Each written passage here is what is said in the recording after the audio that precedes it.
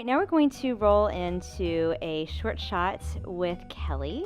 She is going to help hack our lives. Life hacking. Life hacking. So here's how it's going to work. Omar and I both have an issue that we're trying to work out. And Kelly, who has cultivated a set of life hacks, is going to help us out. And this started because Kelly keeps actually a running list of life hacks, no? It's true, absolutely. So it started because I am just really nerdy about things that make my life easier. I think we kind of all should be, but like it was so impactful for me. So I started writing an email to Yelp overall. Like I've got this listserv essentially where I'm like, here are your life hacks for the Friday feature. And so then I started putting them on my blog, and then we started talking about doing this, and I was like, oh, it sounds like the perfect opportunity. Okay, so mine has to do with money. I want Kelly to life hack my money savings process. Hack my life, Kelly. All right, let's do this. So there are a couple things. I think number one, it's all about like a consistent behavior. I mean, certainly like it would be great ideally to be like, give 20% to your bank account. And sometimes it's possible, and sometimes, to your savings account, it's possible, and sometimes it's not. Here are a couple things I like. There's an app called Acorn that you can link to your bank accounts. I would make sure that you check the security on those. But essentially it will take all the change from any transaction you have, and it'll automatically put it in your savings account. Some banks do that as well, but Acorn is effective. I think everyone knows about Mint. Mint will also analyze your bank accounts, your credits, your debits, whatever that looks like, and then it'll be like, you are spending an outrageous amount on food or shopping. I actually did Mint one time, and it was like 85% of your life is spent on food. I know. Too many blue Marie Antoinette wigs. Too many blue. It's true. Sparkly outfits, nail polish, you know. So Acorn and the other couple of things are and these are just like general behaviors that are good.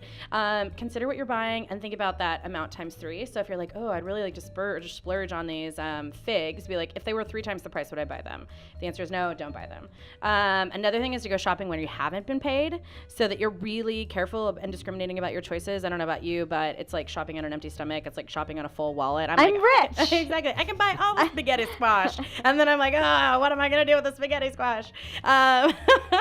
So speaking of produce, though, another thing to really work on is to buy produce that lasts a long time.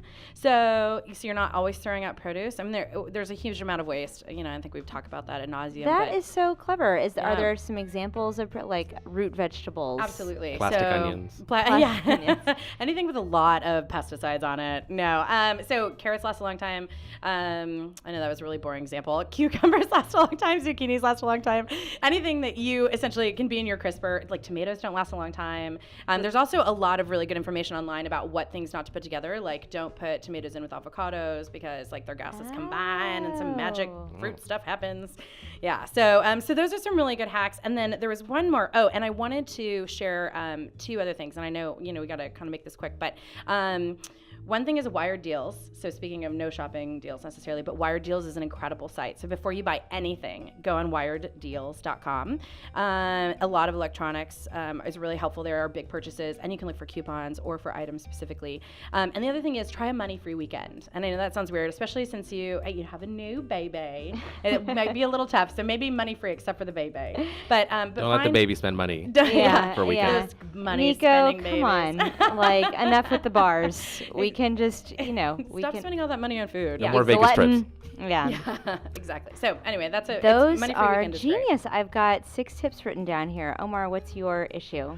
Mine is an ongoing battle with just not enough sleep, and most of that is my fault, is just staying up too late and having to get up early, but some of it is legit, like getting woken up in the middle of the night by kids or just not tossing and turning and not being comfortable in bed. And so sleep in general is my ongoing battle. Sure. Well, and it's an ongoing battle for me as well. I'm just not a good sleeper. Like I have what's called sleep inertia for me. And I'm like, I can't go to sleep and then I can't wake up, right? It's like, I wish I could do both of those better.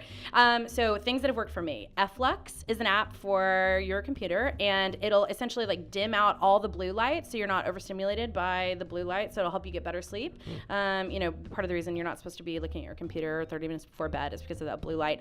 Also, liquid melatonin has been a total lifesaver. I know a lot of people take pills, but you have no idea how your stomach's going to break those down. And so some liquid melatonin, orange flavored is the best. right under your tongue will help you start to feel sleepy, but it's not going to give you that like weird NyQuil hangover.